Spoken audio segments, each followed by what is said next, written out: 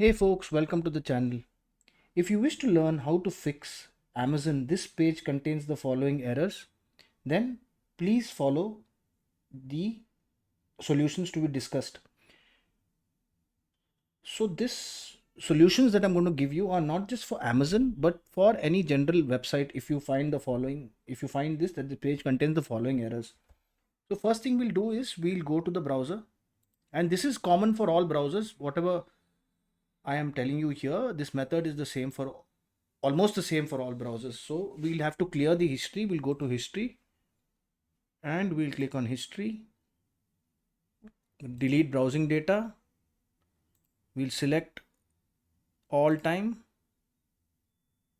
time range is all time, and we'll click all the boxes, cache files, cookies, download history, browsing history, and we'll clear and we'll restart the browser and it should work. If it doesn't work, then we will have to find out which are the troublesome extensions or third-party plugins.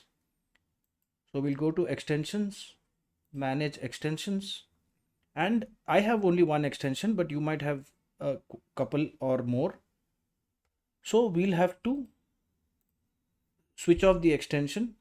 If you want, you can switch off all of them, or you can switch off one by one to find out which is the troublemaking extension. And then once you find out which one that is, you can switch it off. And the troublemaking extension will be one that when you switch it on, it will get you this error message. All right. So the next uh, solution also is to update your browser. So how do you update your browser? You go to help and feedback about Microsoft Edge, and it will show you checking for updates, but mine is up to date.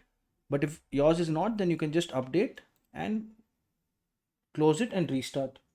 The final uh, solution, if nothing else works, is to reset the browser. So how do you do that? Click on these three buttons, go to settings,